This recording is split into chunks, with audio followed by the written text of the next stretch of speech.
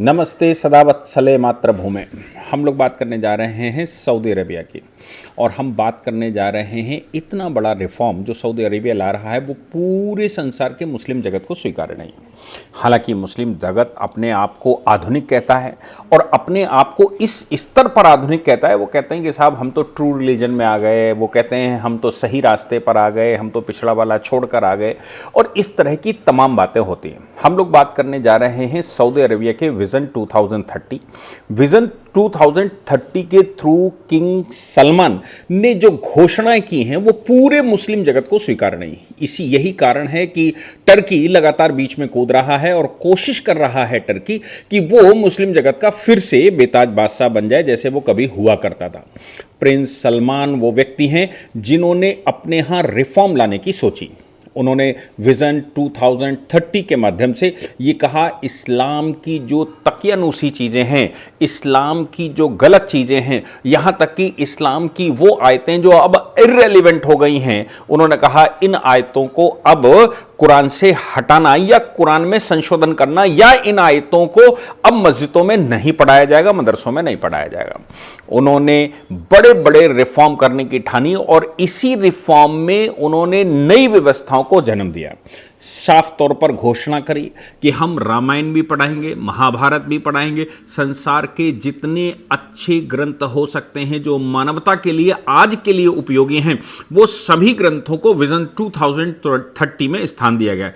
खास तौर से भारत को वो स्थान मिला है जो पहले कभी इस्लामिक जगत में नहीं मिला था। मतलब अब संसार में अगर कोई बात कहेगा कि भाई मजदूरों के शोषण की बात आती है तो भारत तो ये कहता है पसीना सूखने से पहले उसको उसकी वो दे दो। लेकिन मुस्लिम जगत के बहुत सारे कंट्री, हम बहरीन में चले जाएंगे, हम कुवैत में चले जाएंगे, हम यूएई में चले जाएंगे, हम ऐसे कंट्रियों में चले जाते हैं, वो कंट्री लेबर के पासपोर्ट भी अपने पास छुपा कर रखते हैं।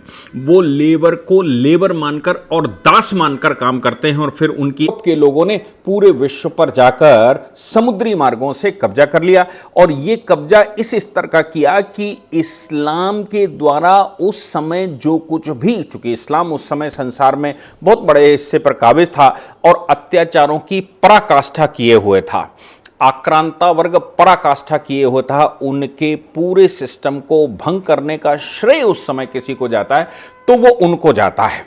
हालांकि भारत उनसे लगातार लड़ रहा था।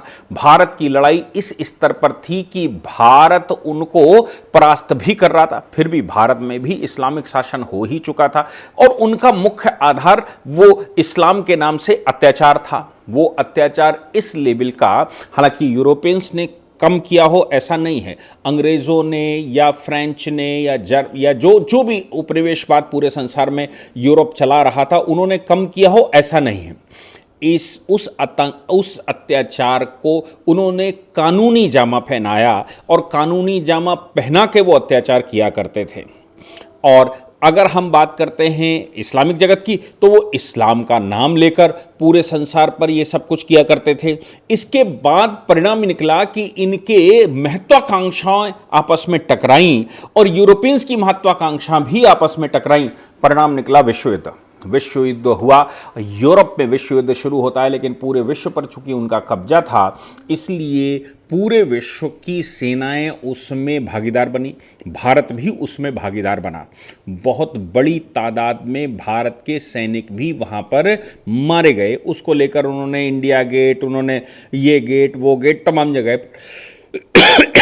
जगह पर बनाकर रखा। भारत के लोग, भारत का पासपोर्ट विश्व में अपना स्थान रखने लगा। आज की तारीख में मोदी जी के टाइम पर अगर हम बात करें, और विश्व में इस स्तर पर भारत, चूंकि भारत पहले से रिफॉर्मेटिव है, ऐसा नहीं है भारत आज से हो। भारत में पैदा होने वाले व्यक्ति श्रवण कुमार पहले से प्रचलित हैं, जिन्होंने अपने माँ बाप को पूरे विश्व में मतलब सभी, पूरे विश्व का मतलब है सभी तीर्थ स्थलों पर अपने कंधे पर, उनके पास व्यवस्था नहीं थी तो अपने कंधे पर ले जाकर सबको किया। भारत में किसी मजदूर को भी, किसी दरिद्र को भी पूर्वजों ने, संतों ने सर्वे भवन्तु सुखना के फॉर्मूले के तहत सभी सुखमय हों, सभी निरोगी हों, किसी के पास कोई रोग ना आए और सब सुखी रहें, इस फॉर्मूले को ध्यान में रखते हुए बड़े से बड़े गरीब को भी वो फूल मालाएं पहनाई, उनको स्थान दिया, उनको सम्मान दिया। और ये सम्मान पूरे विश्व में आज भी प्रतिष्ठित है। यहाँ तक कि भारत में जब जब अधर्म का हिसाब हुआ या अधर्म ने स्थान प्राप्त किया, या भारत में जब भी राक्षसी शक्तियां आईं, भारत में जब भी इस प्रकार के प्रताड़ित करने वाली शक्तियां आईं, भगवानों ने, देवताओं ने स्वयं भारत में अवतार लिया। ऐसे 23 अवतार हो चुके हैं और 24वें कल्कि अवतार का इंतजार है। वो भगवान समय समय पर आते हैं और इन सब का विनाश करके चले जाते हैं, ऐसा कहा गया है। यहाँ भारत की पोजीशन ये है कि भारत में राजाओं ने गाय को बचाने के लिए शेर तक के सामने अपने आप को प्रस्तुत किया। महाराजा दिलीप इक्ष्वाणु वंश के यानी कि भगवान राम के पूर्वजों में एक बड़े उदाहरण हैं, जिन्होंने अपने आप को गौ बचाने के लिए प्रस्तुत किया हो। यहाँ तक कि भारत में अगर हम घटोत्कच या राक्षसों की बात करते हैं तो उनसे विवाह संबंध भी पांडवों ने बनाए। उन पांडवों ने विवाह संबंध बनाकर घटोत्कच जैसे पुत्र भी दिए। ऐसा नहीं है कि उनके बीच में मेल नहीं हो सकता। यहाँ तक कि भगवान राम ने सबरी के झूठे बेर खाए। झूठे बेर के कॉन्सेप्ट के पीछे सबरी के मामले में यह कहा जाता है वो एक दरिद्र थी। दरिद्र से मतलब एक बहुत गरीब महिला थी। अब उसको जाति समीकरण में जो लोग जिस तरह से पेरें वो अलग बात है, लेकिन सबरी बेर झूठे करके जब उनको खिलाती थी तो उनके साथ लक्ष्मण ने कहा भैया आप झूठे बेर क्यों खा रहे हो? तो भगवान ने कहा तुम्हें बेर झूठे दिखते हैं, तुम्हें सबरी का प्रेम नहीं दिखता कि वो सिर्फ मीठे फल ही हमको खिला रही है, ढूंढ ढूंढ कर मीठे फल खिला रही है। ये मेरी माँ स्वरूप है और माता का वो प्रणाम करना चाहिए, उनके झूठे बेरों को सम्मान देना चाहिए, इसमें झूठ नहीं देखना चाहिए। यहाँ इस स्तर तक भी भगवान ने कहा।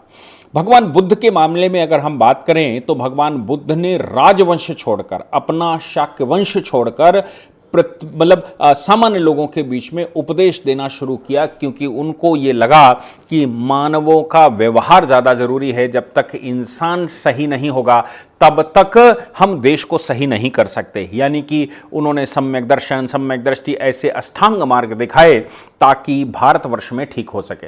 यहाँ तक कि भगवान श्री कृष्ण को पृथ्वी पर आना पड़ा और गीता के उपदेश के माध्यम से इंसान की इंसानियत क्या है, इंसान की वैल्यू क्या है, इंसान को किस प्रकार से इंसान के साथ व्यवहार करना चाहिए, और फिर इस जाति समीकरण के विरुद्ध उन्होंने जो उपदेश दिया, जिसमें उन्होंने कहा कि आत्मा की यात्रा क्या, मोह क्या, त्याग क्या, और कैसे परमात्मा यहाँ चराचर जगत में आता है और यहाँ पर परमात्मा ने किस उद्देश्य से तुमको भेजा है, और तुम्हारे कर्म की पूंजी क्या, तुम्हारे कर्म का परिणाम क्या, तुम्हारे कर्म की परिणति क्या हो सकती है।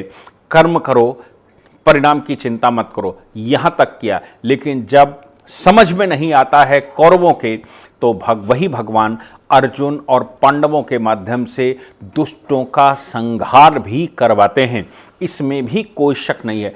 इसीलिए हम इसको भारत कहते हैं। भारत की अपनी खास बात है कि भारत भारत है, इसीलिए उस युद्ध को, जो धर्म का युद्ध है, उसको महाभारत कहा जाता है। खास बात महाभारत की यह है कि वो जय संहिता के रूप में जानी गई।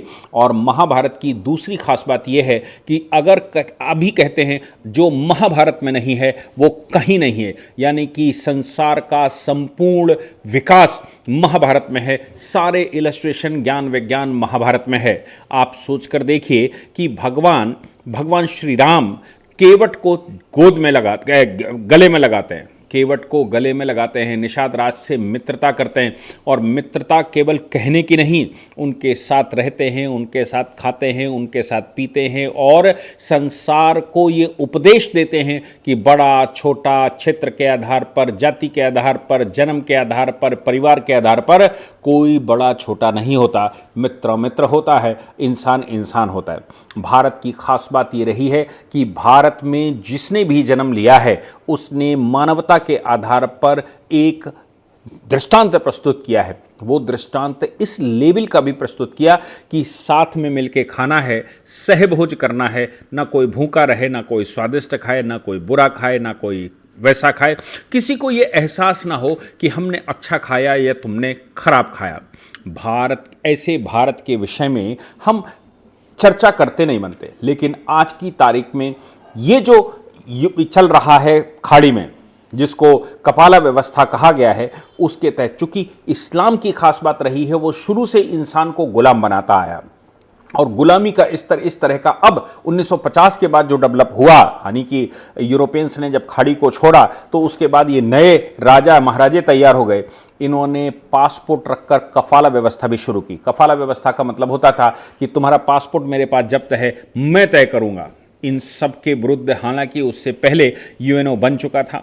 यूएनओ बनने के बाद ये तय हो गया था कि संसार में इक्वलिटी के बेस पर सभी देश चलेंगे, लेकिन यूएनओ ने ये भी तय किया था कि किसी दूसरे देश में इंटरवेंशन नहीं करेंगे, किसी दूसरे के काम में घात नहीं करेंगे। ये जो दूसरे में इंटरवेंशन यूएनओ ने तय किया नहीं करेंगे, इसी की परिणाम था कि कफाला व्यवस्था जैसी व्यवस्थाएं जिसमें इंसान को गुलाम बनाकर सोचा गया। आप सोचकर देखिए, अभी भी बहुत सारे लोग, अभी भारत का एक वीडियो वायरल हुआ जिसमें उसने कहा कि मैं यहां फंस चुका हूं, मेरा पासपोर्ट मेरे मालिक ने रख लिया है, मुझे गुलाम बनाकर रखा है। यह व्यवस्था कफाला व्यवस्था कही जाती है। हालांकि उस वीडियो के बाद भारत के प्रधानमंत्री ने जब उनसे बात की तो, या भारत सरकार ने उनसे बात की, तो उन्होंने कहा यह झूठ है, हम तो कफाला व्यवस्था को ही समाप्त कर रहे हैं।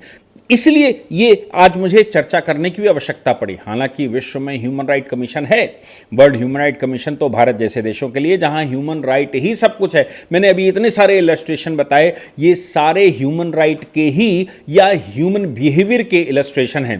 ह्यूमन राइट कमीशन वर्ल्ड का बनाना पड़ा, फिर भी वो खाड़ी की तरफ नहीं देख पाते, वो उन देशों में नहीं देख पाते जहां पर खोपड़ी काटकर फुटबॉल खेली जाती है, वो उन अफ्रीका के इस्लामिक शासकों में या इस्लामिक कंट्रियों को नहीं देख पाते जहां सिर काटकर उनसे खिलवाड़ किया जाता है। भारत उनको इजी लगता है, उनको चाइना भी नहीं दिखता है, जहां पर चाइनीज अत्याचार किस लेवल पर काम करते हैं। डेवलपमेंट तो उन्होंने, चाइना ने खूब किया, लेकिन वो धर्म को वो बताते हैं कि ये जहर है, वो बताते हैं कि ये ठीक नहीं है, वो तमाम तरह की बातें करते हैं। मैं समझता हूं कि इन विषयों को लेकर भारत में, अगर भारत की व्यवस्था और इस्लामिक व्यवस्था, भारत में ही दोनों व्यवस्थाओं की बात करते हैं, तो भारत अपने आप में वैदिक व्यवस्था संसार की सबसे सुदृढ़ व्यवस्था है।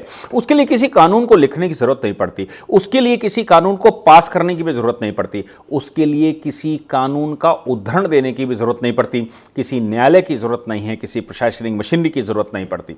वो तो केवल व्यक्ति के व्यक्तित्व निर्माण में ही शामिल है। जिस व्यक्ति को आत्मग्लानि महसूस हो जाएगी वो पश्चाताप की तरफ जाता है। व्यक्ति स्वयं पश्चाताप करे, इससे अच्छा क्या हो सकता है। पश्चाताप करने का मतलब है कि अपराध को मारो, अपराधी को पर दया करो, उसको सुधार लो। इसको रिफॉर्मेटिव थ्योरी भी वर्ड की कहते हैं। ये व्यवस्था भारत की बेस्ट व्यवस्था है, और मुझे लगता है कि अगर संसार को इस व्यवस्था से परिचित करवा दिया जाए तो कफाला जैसी व्यवस्थाएं रहेगी नहीं। ये जो पासपोर्ट को वापस करना, पासपोर्ट नहीं रख सकते, अब आप किसी के मालिक नहीं है, कोई व्यक्ति आपके यहां काम करने विश्व से आया है तो उसको आप गिरफ्तार नहीं कर सकते, उसकी जिम्मेदारी के साथ साथ आपकी ड्यूटी भी बनती है।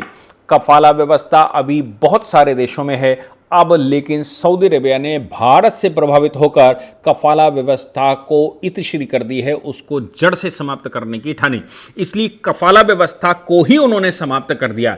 मैं समझता हूं कि सऊदी अरेबिया को भारत से जो प्रेरणा मिली वो प्रेरणा विश्व को मिलनी चाहिए। और मैं ये भी समझता हूं कि भारतीय एजुकेशन का मतलब आज की स्किल डेवलपमेंट नहीं, आज जो पढ़ाई होती है वो स्किल डेवलपमेंट की होती है, स्किल डेवलपमेंट नहीं। मैं समझता हूं कि भारत में जो पढ़ाई होनी चाहिए या विश्व में जो पढ़ाई होनी चाहिए वो मानवता, behaviour, how to behave, how to deal, और पूरे विश्व चराचर जगत को कैसे स्वीकार किया जाए, कैसे उसको समझा जाए, और इसके साथ व्यक्ति के साथ, व्यक्ति का जानवरों के साथ, व्यक्ति का मनुष्य, बाकी इस जगत के साथ कैसा व्यवहार हो, इन पर होना चाहिए। मैं समझता हूं सऊदी अरेबिया को इस मामले में सैल्यूट करना चाहिए कि वो विजन 2030 के माध्यम से भारतीय परंपराओं को एक एक करके ही सही लेकिन स्वीकार कर रहे हैं। और सऊदी अरेबिया का परिवर्तन मैं समझता हूं पूरे विश्व में आएगा। भारत में भी अगर आ जाए वो परिवर्तन, भारतीय लोग भी अगर उसको समझ जाएं, तो मैं समझता हूं